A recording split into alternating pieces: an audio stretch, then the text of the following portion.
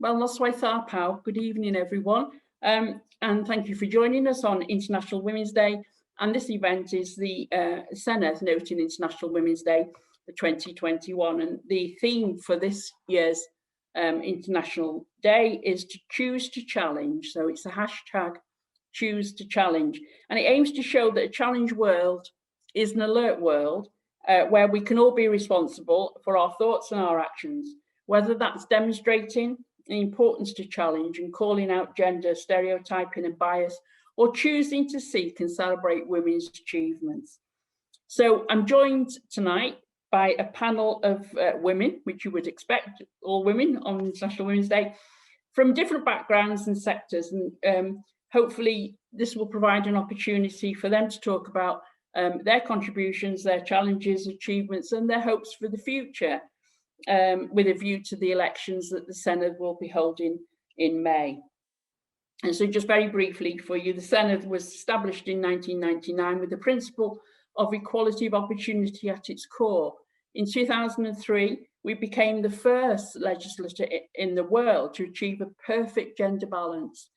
But that needs to be worked on, and obviously currently at the moment with 48% of the members are women members. And we regularly investigate issues relating to gender equality, examples including parenting and work, violence against women, domestic abuse and sexual violence, and ensuring diverse representation in local government. And that's just a few to name now. For me, International Women's Day has always been a day that I've wanted to celebrate the good things that I've achieved, and I've achieved through women helping me, least of all my mum, who struck a deal with the hire purchase company when she wanted a washing machine, and they said, yes, go and bring your husband and he'll sign the forms. And she said, my husband has no idea about how we manage the finances. I do it all, so deal with me. We got the washing machine. I don't know exactly how she did it, but we got the washing machine, I remember. And she always maintained that women can do anything if they put their mind to it. I have a disability, and so therefore when I was growing up, it was important for me that I had people who were around me who would treat me as an equal to them, and I'm grateful for that. And it's that spurred me on to become a representative within the new Senedd, and then to make sure that once in, I do all I can do and continue to do to support women and to support women, particularly women from areas or from communities that are hard to reach, and to support and make sure that women can sort of raise their full potential, really. So, and then I have one final person who is an inspiration to me, and that is it's Baroness Anita Gale, who was the General Secretary of the Welsh Labour Party when I was a younger member. And she was very, very supportive to me and saw in me a potential that I hadn't seen, but made sure that I was able to use that potential and end up where I am. So she's my inspiration. So perhaps we go around the panel and we'll ask the panel to introduce themselves just very briefly, and then we can have a discussion about some of the things that we think. So I don't know who wants to start. Debanjali, do you want to start? Deb. Thank you. And good evening to you and to everybody on the panel and everybody who's listening, tuning in. My name is Debanjali. You can call me Deb if that's easier. And I am from India. I arrived in this country in 2006 and I came to Wales in 2014. Professionally, I work with a wonderful organization called Ethnic Minorities and Youth Support Team Wales, or East Wales. I work as a part of the BAME Helpline that's been running since September. It was a Welsh Government pilot for 6 months, but looking at the demand for such kind of a service and the nature of service we've been able to provide so far, it's been extended by a couple of months at a time. In my personal life, I volunteer as an Ask Me ambassador, which is a community ambassador trained by Welsh Women's Aid to break the silence and start conversations around domestic abuse and violence. I also am involved with the local community in terms of fundraising for the local school. I love working with people and I love being their bridge, and I love engaging in participation. Good, thanks very much. I don't know how to do it. I don't know how the screens look. So Gemma, shall we come to you next? Yeah, of course. Good evening, everybody. So my name is Gemma and I am part of the coaching and management team at Llanrumney Phoenix Boxing Club, which is in the east of Cardiff. We're a community-based provision in quite a disadvantaged area. We work a lot with young children at risk of exclusion from school. We work a lot with the youth justice team. And on the back of that, I set up a women's arm called Boxing Pretty, which is to empower women who have been in situations of domestic violence and abuse. I'm a survivor of domestic violence, so it was something quite important to me to be able to offer an empowering space for women using a sport that's quite male dominated. So we've made our mark a little bit and we're moving mountains with it, and it's gone really well. So I'm a big advocate for empowering women and also being in the corner of the person who people might have given up on. Okay, thanks. Turn to you, Yumna. Have I said that right? That was just perfect. Thank you.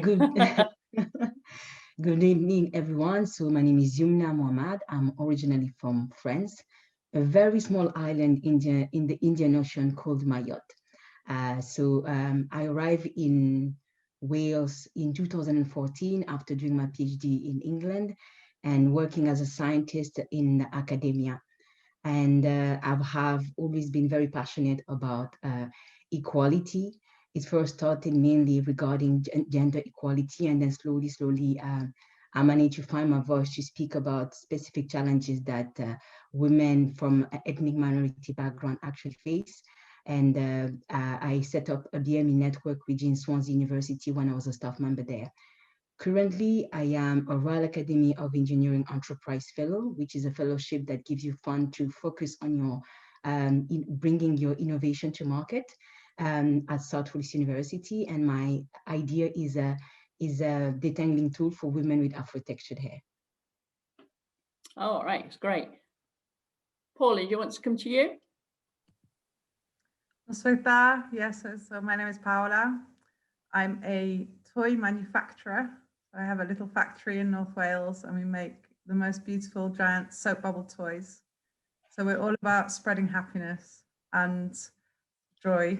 And we do it in, I think as a woman, I bring to my manufacturing and the toy business something quite unique that's all about caring and sharing, and a passion for the environment and a passion for human rights and a passion for equality. So gender equality, I'm a parent of, my eldest is transgender, and just a believer in all things fair and passionate about changing the world. I think the world isn't always fair and it isn't always easy, but I think we can make changes that will make it easier for the next generation and for the girls who come behind us. My mother sadly passed away 2 days ago, and I'm kind of doing this in her honor. She taught me to be strong, and she taught me that I could be whoever I wanted to be. And it's thanks to her that I've made something completely unique. There's no one else in the world making environmentally friendly giant soap bubbles, and we work with refugees, we do a lot. So in her honor, I'm here. And diolch yn cael. Thank you for having me. Oh no, croeso mawr. So thank you very much, and thanks for sharing that with us. And I'm sure that we can dedicate this programme to people like you, Mum, who just sadly lost. My mother died some 21 years ago, but we never forget them, and certainly not on International Women's Day. So well done for being here, because it's very challenging, and it's great to have you all. So I talked about in my opening just very briefly about my mum inspiring me, and also then Baroness Anita Gale. have you got anybody in particular that inspired you? I mean, apart from mums, I think, Paola. Have you got anybody else that inspired you, or somebody that you saw, or even perhaps somebody that you thought, I can do better than that, and I'm going to go and do better than that? So just, is there anybody, do you think, Gemma, because you're doing a role in a really male-dominated area, perhaps is there somebody that's inspired you or made you think, I can do this better than they am? It's really hard when you're in a male-dominated environment. You've really got to kind of stamp your foot as a woman and say, do you know what? I've got as much right to be here as you have. And I was always told, you'll never be able to do this, or you'll never be able to do that. And sometimes you've got to be your own inspiration, and you've got to be the person that says, yeah, you might say that I can't do that, but I can do that. I'm a mum. I've got 2 children who are watching my every single move. They've been through some of the darkest times with me. And if I can do anything, is to prove a point that it doesn't matter where you've come from. I grew up in a council estate, and it doesn't matter where you've come from or what you've been through. If you can inspire yourself, and if you can inspire the person that's behind you, that's all you need to do. And it's quite hard in the boxing world to find women that are leading the way, but there are a number of them now coming through. Wales has got some amazing amateur women boxers, and the Welsh squad, they host a variety of women, and there are women coming through, but it's not as quick and as fast as we'd like it to be. Okay, that's fine, that's great. Deb, what about you? Who's inspired you? Apart from my mum and my grandmum, who have been brilliant in their own ways, I would say my faith. I am a Hindu, and in our part of India, within the Hindu religion, we worship the mother goddess with 10 arms, the Durga.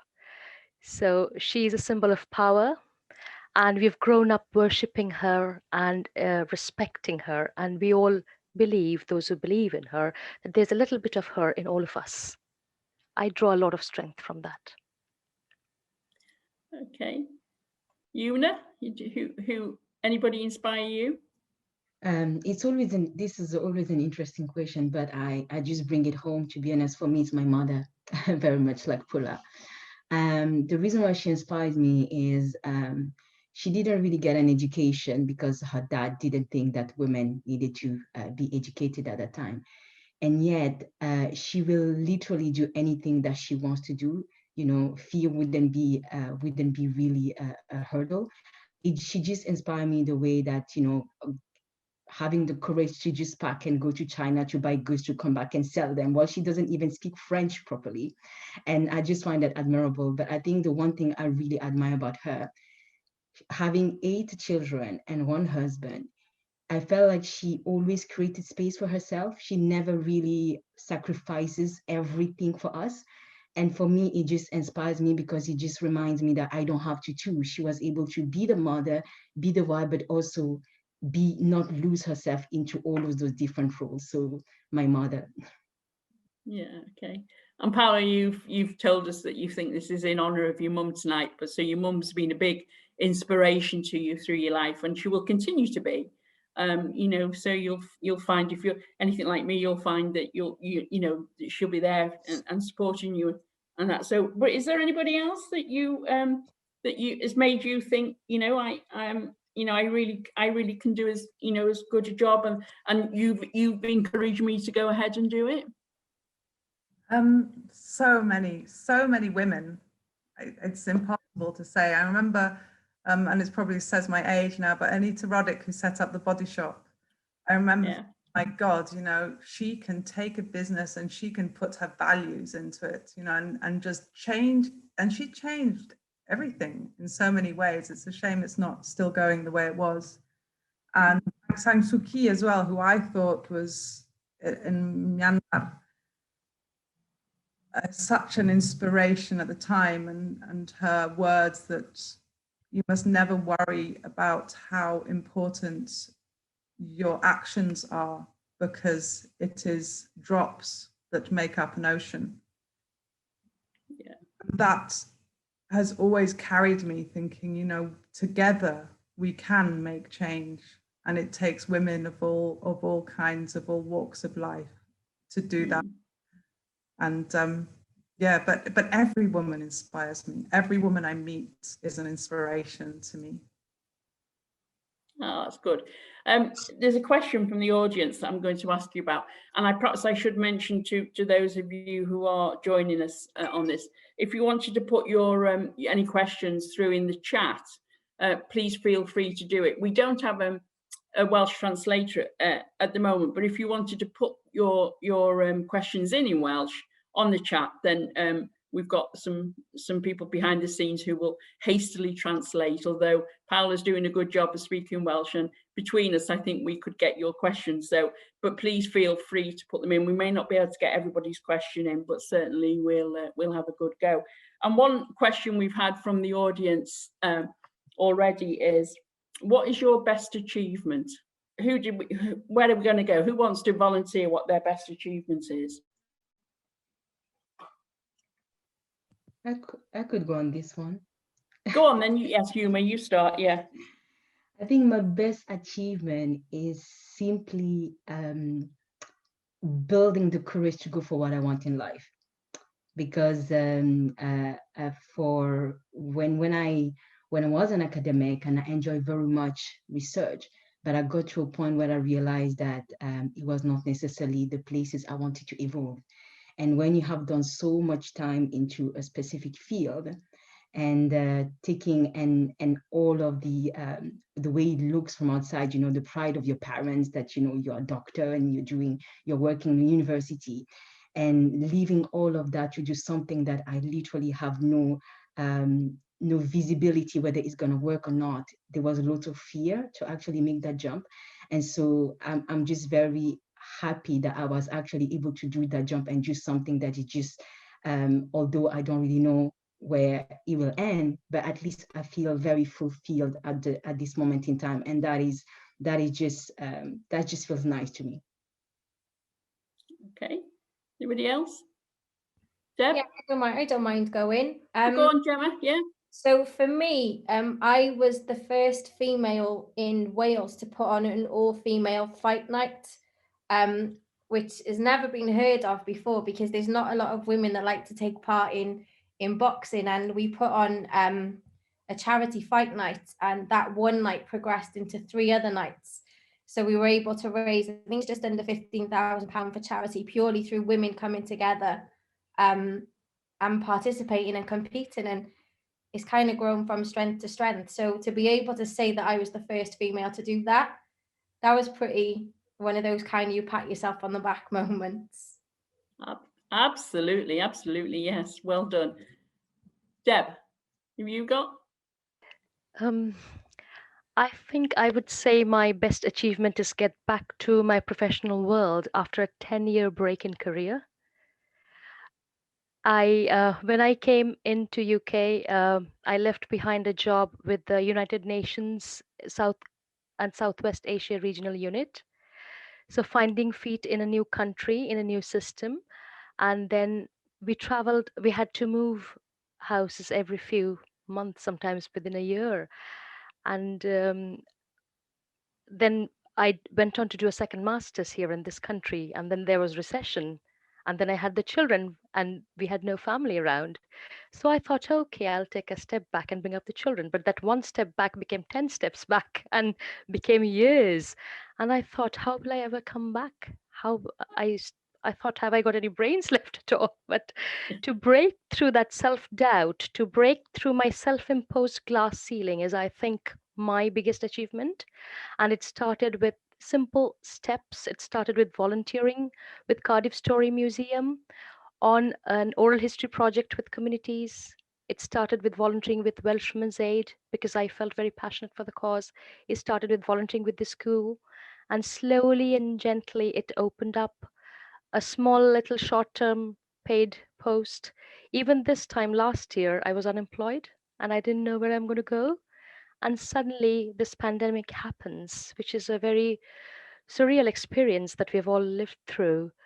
And then I see something called this new helpline that's going to start for people who are going through enormous suffering. And I thought, I've got some set of skills. I've got something to offer. I've worked with them in India as well as in this country. How about I give it a try? And then getting this job where I feel connected to the people we work with. I can help them. I can sometimes handhold and signpost them to the relevant authorities. I can offer my language support if somebody is distressed. I can do quite a bit flexibly actually within the role, and my organization is brilliant, again led by women, some amazing women. I've got some amazing colleagues in the leadership roles. I've got wonderful women in the leadership roles, women who had vision 16 years ago to set up this organization. I feel inspired, and I think that's a great breakthrough for me to feel that I am expanding within from a place where I was a stay-at-home mum, no career for 10 years, to where I am. I think that to me is an achievement. Absolutely, it is, yeah. Paulie, have you got anything? What's your best achievement? I think I'm slowly beginning to feel proud of myself. I think as women, it's not something that we're always very good at doing. And, you know, I'm 50 now, and I'm beginning to think, well, actually, I sailed across the Atlantic Ocean. I took my kids, I did my degree, and I took my kids and I worked with an indigenous tribe in the jungle between Costa Rica and Panama. I've got a Guinness World Record and it was a community world record that I created for the most people making giant bubbles in the world ever. And I've just seen my mother on her final journey by myself with my son, who's 12, by his side. And we did it well. We did it so well. And I think what we do as women is make things happen within adversity. I think this is maybe where our talents lie, that we are challenged. I set up a business when my youngest son was 2, and I did it because, you know, by the grace of the gods, he slept 2 hours a day. Had he not done that, I don't know if my business would have got very far. You know, and we managed with what we got, and we are humble enough, I think, to make it creative, or to not necessarily be the best and the strongest and everything else, but make do with what we've got. And I think that is an achievement that women every day all over the world manage, and it is humbling how brilliantly women do in achieving. Yeah, I think you're absolutely right. And I think, you know, sometimes for some women, it's just about being able to get up in the morning and do everything that is asked of them, and then go to bed at night and be able to think, yeah, I've done most of that. But my achievement, of course, was I took a piece of legislation through whilst I've been an Assembly member. I was the first backbench Assembly member ever to do so. And to get the government to do it, and that was to put fire sprinklers into all new home built houses in Wales so that we can reduce the amount of deaths. And at the time that I was doing that, you know, fire deaths, fortunately in Wales and across the UK at the time, were happening in 1s and 2s, and so therefore never ever hit the scene until, of course, we had the dreadful Grenfell towers. But I think in terms of that, what I'm thinking is hopefully we'll never see a Grenfell Tower in Wales because of the legislation that I've taken through. And I very much think that that is something that I will sort of hold up as one of my achievements. But my other achievement, I suppose, is to get to where I am, coming like Gemma from a council estate where girls at that point only ever went to school, found a partner, and sort of just went on there and just made sure. So I think, you know, when I was trying to break the mold and saying, well, I am different anyway, and I want to be different, I think, you know, the support and love that I had from my family that took me to do that. So I think those are the things that we can all be thankful for. This year's theme for International Women's Day is choose to challenge. What does that mean to anybody? What does it mean? I've always challenged. I've always been somebody who's challenged. Somebody says to me, jump, I have to say why, you know, not how high, but why, you know. But so I've always challenged, and I've always thought about challenging, and not challenge for it to be difficult, but just to challenge why is it necessary to do it. So what do you think? What does choose to challenge mean to you? Who should we start with this time? Who wants to go first? Debbie. Yeah. Deb. I choose Deb, to challenge gender stereotyping. Mhm. I choose to challenge prejudices which whether they're conscious or unconscious go through people's mind when they see others and believe somebody cannot do this, they might not be able to, and not believe that every human being given a chance can blossom to their fullest potential. So I choose to challenge that. Oh, that's great. Gemma, you've challenged quite a lot in you know, I think you're probably one of the youngest on the panel, so I'm the not grandmother. that young, honestly, I'm really not. Yeah. So you probably challenge the most. So, you know, you choose to, what made you choose to challenge the way things were? It is definitely the stereotypical feeling that people have got around boxing in particular. It's very male dominated, and to even try and create a space for women was a challenge because it's still seen as it's not a sport for women and there's no place for women in a boxing gym. It's very old school. So I started to bring pink gloves and pink headguards into the boxing space, and before long there were more women coming to the classes, and we created our own little community. But there's still that kind of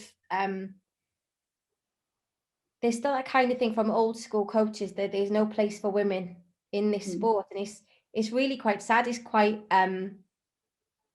caveman kind of behavior, and we need to really change it and bring them up to the times that we're in now, because women can do anything.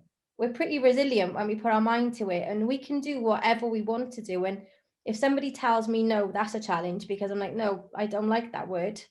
That word doesn't sit well with me. I like to be able to be proactive, and I like to be able to make my point of why gyms are needed for women. There's a massive place for women in boxing. I do a lot of work with the professional side of boxing, which is the Boxing Board of Control. I'm the only female inspector in Wales that attends professional boxing matches, and you can see people looking as if to say, who's she? What's she sat there for? Why is she in this role? And it is a constant kind of challenge. So for me, I think this choose to challenge is definitely the stereotypical view of what is acceptable and what's not. Okay. Who wants to go next? Yumna? Sure. So for me, I think I'll say I choose to challenge myself. In the sense, there's a little story behind. So actually, 4 years ago, I was at the Senedd for the International Women's Day. I was doing a flash mob. And although I looked really well from outside, inside, I was I was really not at my best. And it was quite an important day for me because the last speaker on that day was actually a life coach. And I decided to work with that individual. And it's been such an amazing space for me to first really get to the core of who am I as a person and what are my value. Challenge my own way of thinking, but also grow and find my own voice. And what happened out of that is when I built my confidence into that space and find my authenticity, I was able to bring that in all of the different spheres in my life. Meaning at that time when I was an academic in Swansea, I started finding my voice and actually speaking about things that I thought needed to change that I didn't have the courage to say before. And I also find the courage to pursue my own ambition with my inner naturals. And so the reason I say choose to challenge myself is I feel like in many ways, if I hadn't challenged myself into that space and held myself accountable, a lot of the different impact I was able to have wouldn't have come to actually happen.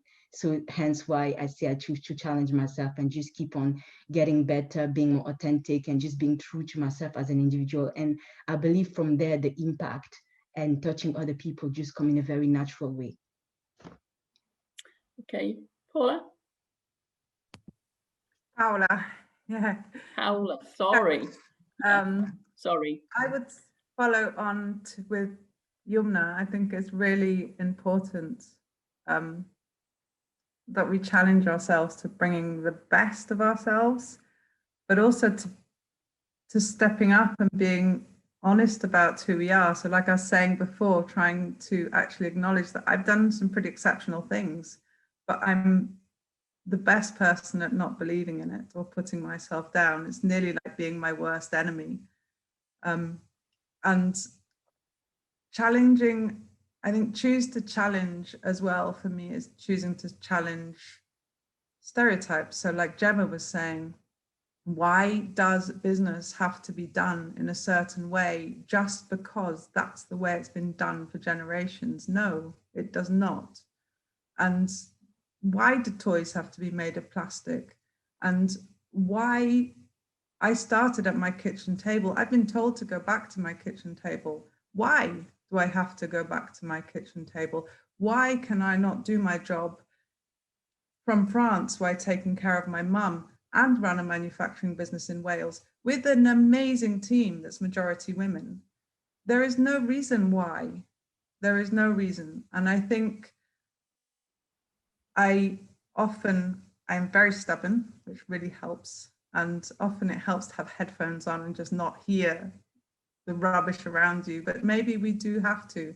And I choose to challenge a lot all the time. Why is it that we have wars? Why are we selling so many arms across the world and making so much money from it when the victims are women and children every time? Why are we fishing out plastic from our ocean that is full? Why? We don't have to. And we are smart. We are smart beyond words, and we can create solutions to these problems, and we can be a voice that has to be heard. And that's what I choose to challenge. Absolutely. I think that's really good. And I think, for the audience that are out listening there, and that, I think you've made some, you've all made some very valuable points around. We challenge ourselves, and we challenge whether we, when we actually celebrate some of our ambitions and and as I say, just our achievements, and they may be small achievements, but nevertheless, that they still are achievements. I want to, have you seen a change in gender equality in your fields, in the work you're doing? Do you think it, the change is coming? It might be slow, but do you think we actually are getting there? We've been celebrating International Women's Day for, some years now, but are we getting there? Are we seeing definite changes? Who wants to start? With my so with our gym, I'm very lucky now that I've got a really, really good team around me. They are men. I was in the gym last Wednesday and counted 20 men, and I was the only woman. But they are not so much accepting. They know that that's my role, and they know that I'm going to be there regardless of whether they think that's acceptable or not. I've made my mark. I've proved my point that I deserve to be there, and change is happening. It is, like you said, Anne, it's very slow. There should be more that's done, but at the same time, we need women to feel confident to stand forward and make that change. If women are not confident enough to come forward and say, do you know what, I belong in that arena, I belong in that space, we're always going to be 10 steps behind men. Because as women, sometimes, Paula just said it, we don't celebrate ourselves enough. We do not celebrate our achievements. We play them down. We're women, we play them down. We're mums, we stay at home, we do this and we do that. And actually, do you know what? Between us all here, like, we've achieved something that's quite amazing.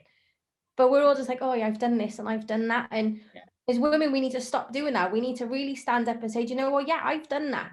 I did that. And we need to really start celebrating and be proud of what we can achieve. Yeah, absolutely. I think you're spot on there. Yumna, do you want to add anything? Have you seen changes coming forward in the academic fields?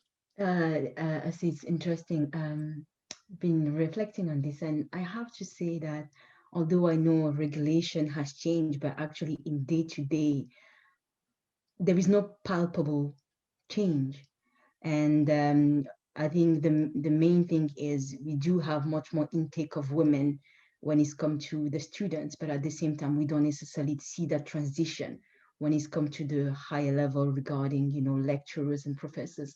So it's quite an interesting one, and I'm wondering what can be done to actually really accelerate that that change of having those women that enter to actually go further. I believe maybe in the next couple of years we'll see things change, but right now, as the things are going, that transition from the top women regarding engineering or even physics, because I study physics and worked in engineering, is still not where it should be, far from where it should be.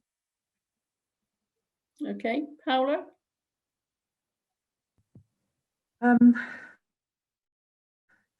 I don't know, again, from when I am really grateful to the women who have gone before me to make it possible. For example, for me to be a single mother for a big part of my motherhood, which that was not possible for my mother, but the battles that they fought made it possible for me. But this change is slow. I've also got, so I've got 3 kids. My 2 older children are LGBTQ, and I see the power in this voice. And this is something, gender is becoming a dialogue, something bigger, a rainbow of color. It is not just women, but Women's Day has to incorporate this as well, I think, because again, it's a minority group, isn't it? And I see the shocking way my children are treated sometimes. They've had eggs thrown at them. They've had abuse on a daily basis. This is not okay. It's never okay. It is changing because they believe in change. For children, gender on the whole isn't a question anymore. It's us adults that are trying to catch up with them in many ways. But it's like every generation, we have a battle to fight, find our voices and fight for them. And it is changing, it's slow. And every day we have to keep on choosing to challenge. Yeah, right. Deb? Paula, you've just mentioned what I've been thinking all day today in the context of International Women's Day. So we are celebrating International Women's Day. How do people in the LGBTQ community, how would they feel? What exactly is their thought? How do they relate to the day? In terms of change, yes, I think I echo the same. There is change, but it's quite gradual in many ways. Obviously, we have more women entering the workforce these days, but if you look at the charity sector, it's still very much women dominated. And why is that? When I look at issues around domestic violence and abuse, I see more women working towards it for some reason. Is it not men's business? Is it not everybody's business?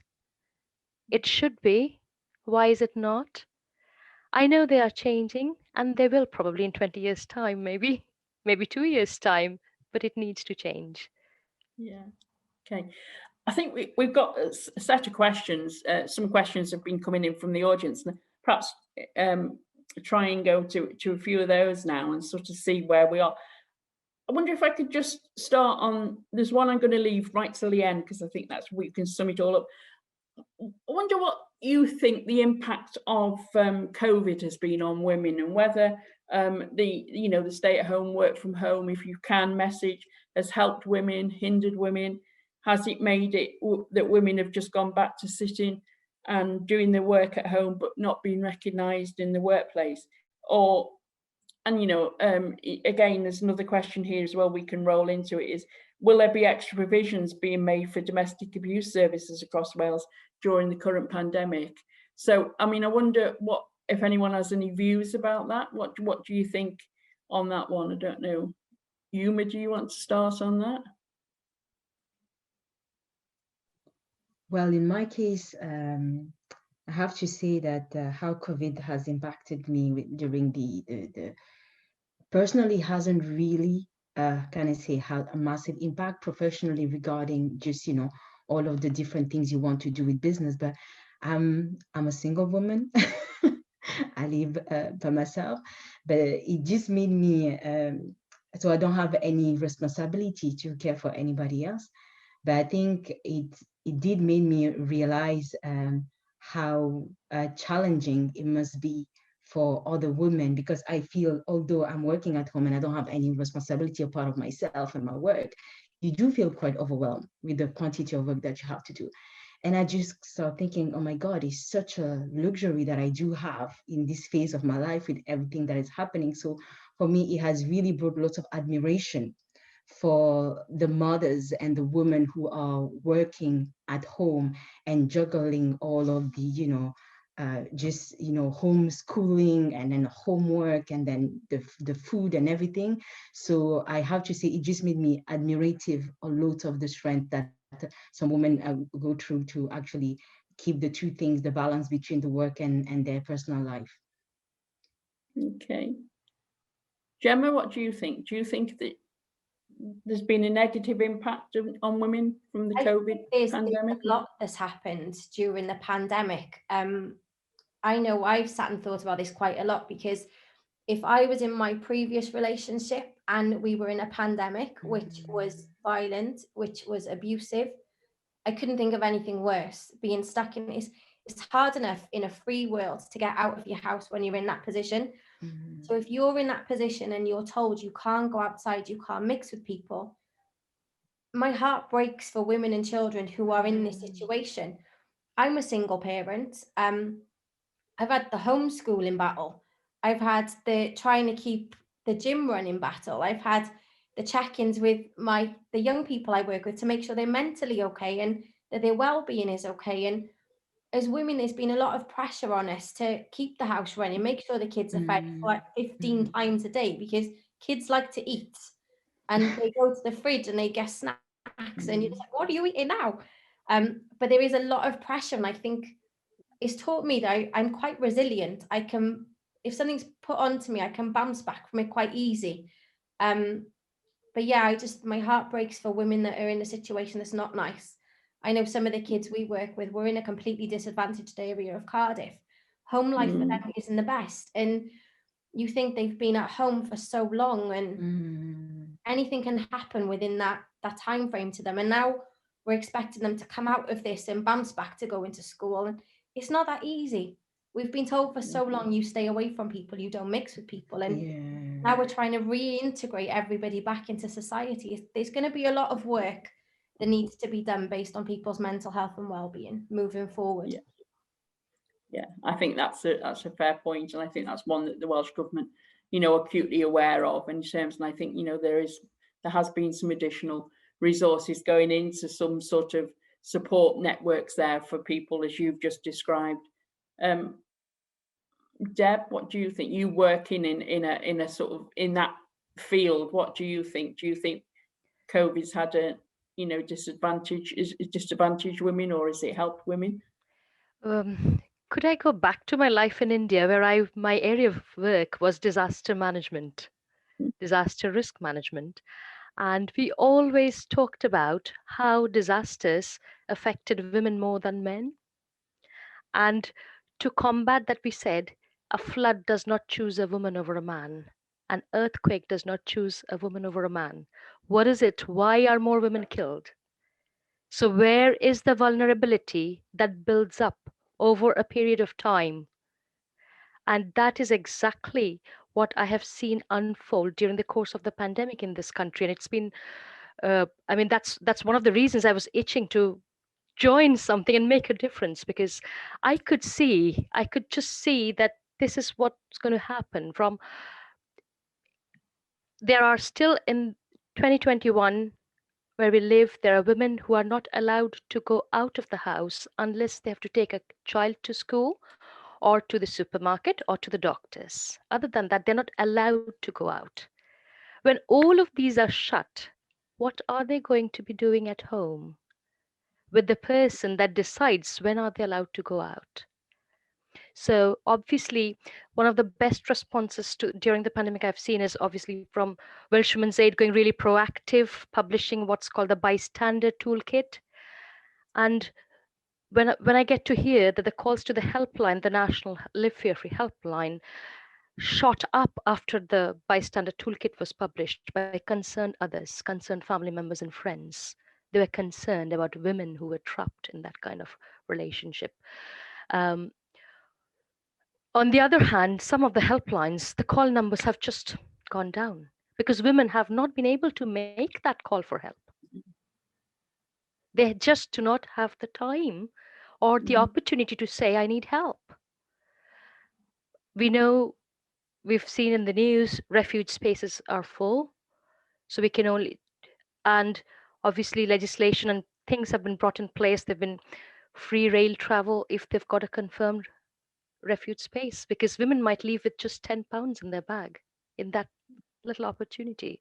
So things have tried to be brought in place, but I still think as we look at post-pandemic reconstruction, the picture will emerge as what prices they've paid. I think it sometimes breaks my heart, but it sometimes builds me up to say, okay, let's be prepared in advance and see what we can do in that phase. Okay, Paolo, what do you think? Goodness, these are very sobering thoughts, aren't they? Yeah.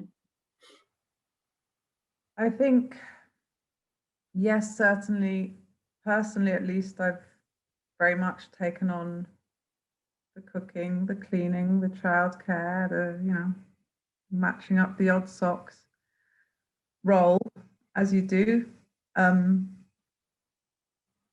And who knows why this is a woman's role. We do it incredibly well, I guess. We're just very, very good at what we do.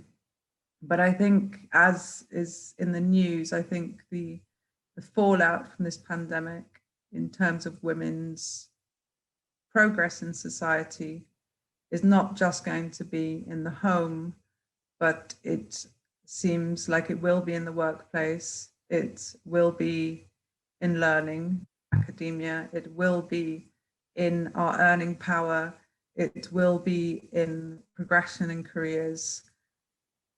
But I am also very hopeful about how incredibly resourceful we are, and how in these times we are very creative and we find ways around it, and we have a resilience that is amazing, isn't it? What women can support and manage and live through.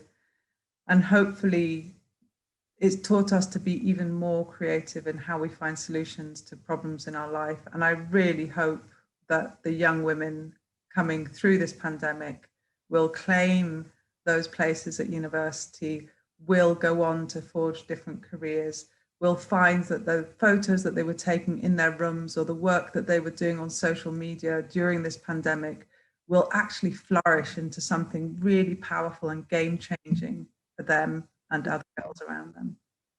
Yeah. Oh, that's a really sort of, good place to end that particular subject, really, I think. There are two more questions that I want to just take in from the audience. And I'll leave them because we time's marching on and we just I've got one other area I want to cover, but these two questions, and I'll take them both together, is, so somebody, as a young woman who's 19 years old, what would be your one piece of advice for young women across Wales today? And if there is a perfect world for women, can you describe it? So those are two questions there. So who wants to think about that? So what is the perfect, if there is a perfect world for women, how do we describe it? And as a young woman of 19 years old, what would be our one piece of advice for women across Wales today? Who's going to start? I can go with the yes, okay. The first one. 19 years old. First, it's a beautiful age. I will just say, you know, at that age, the most important thing is make sure to dream.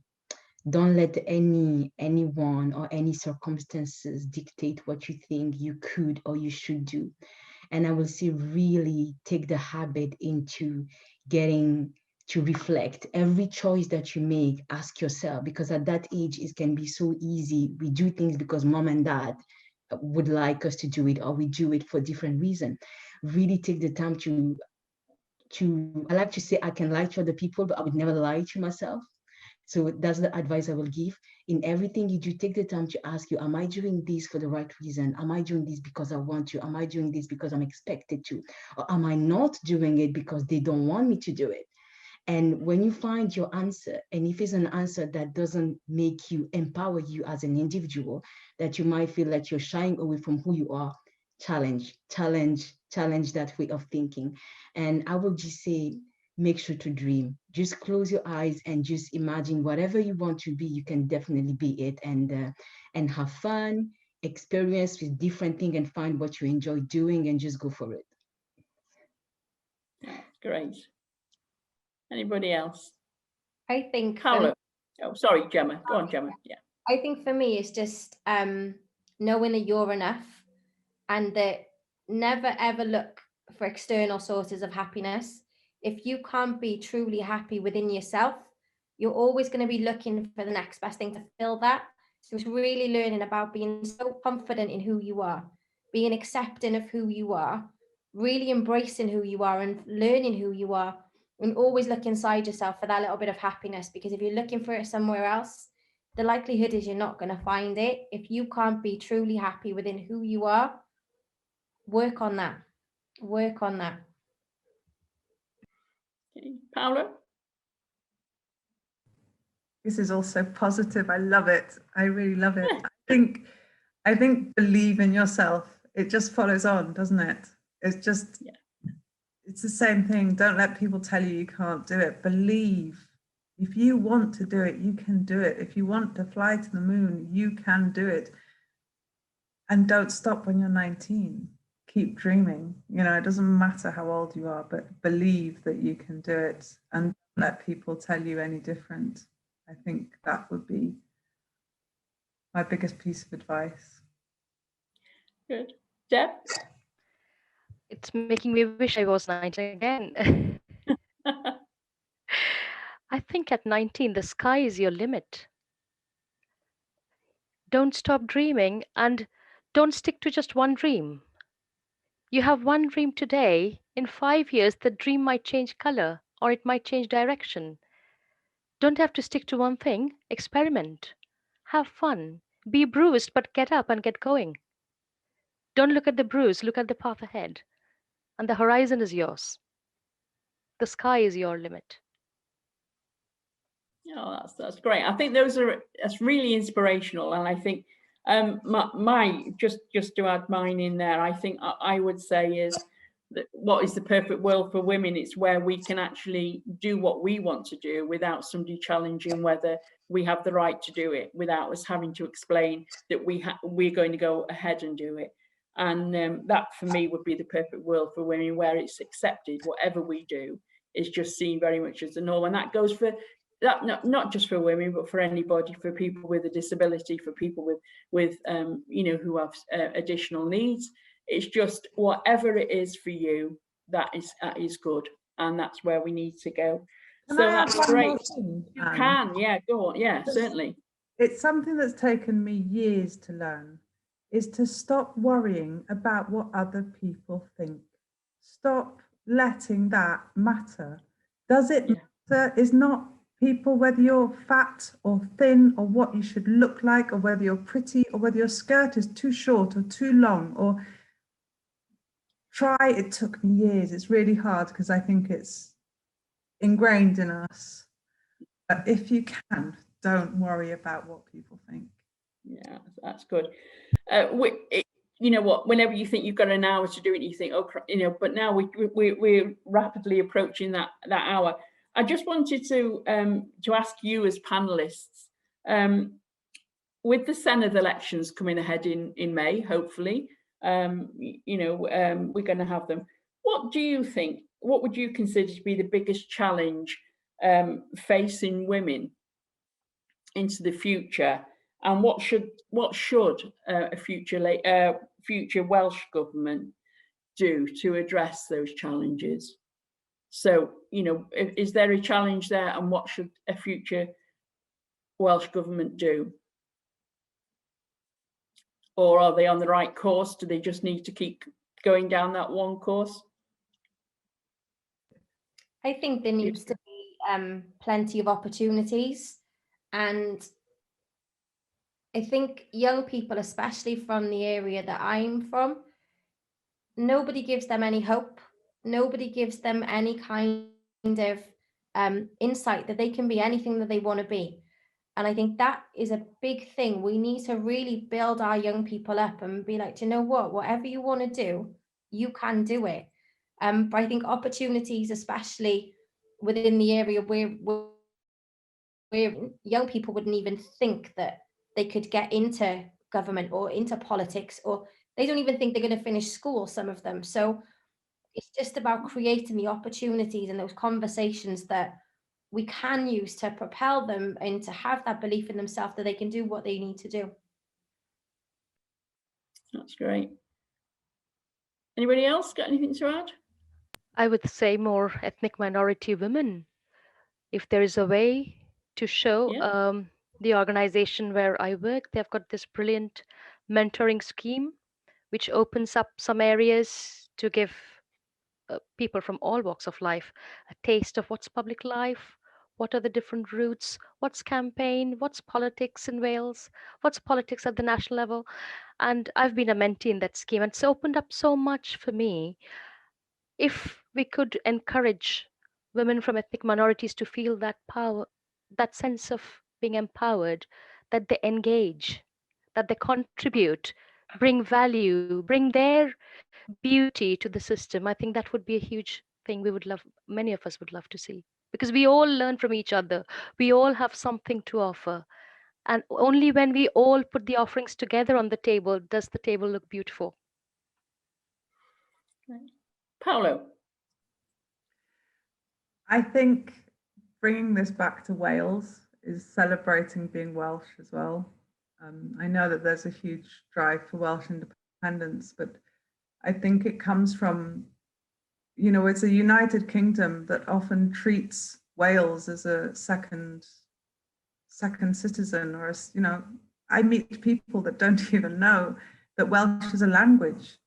And I think what Wales is something so precious and so unique, and something to be so proud of, that to be a Welsh woman is something pretty awesome. And being a small country gives so much more opportunity to take that course and take women with us and be different and be unique and be loud and be heard. And I think that's something really worth being proud of and worth fighting for. That's great. Yumna?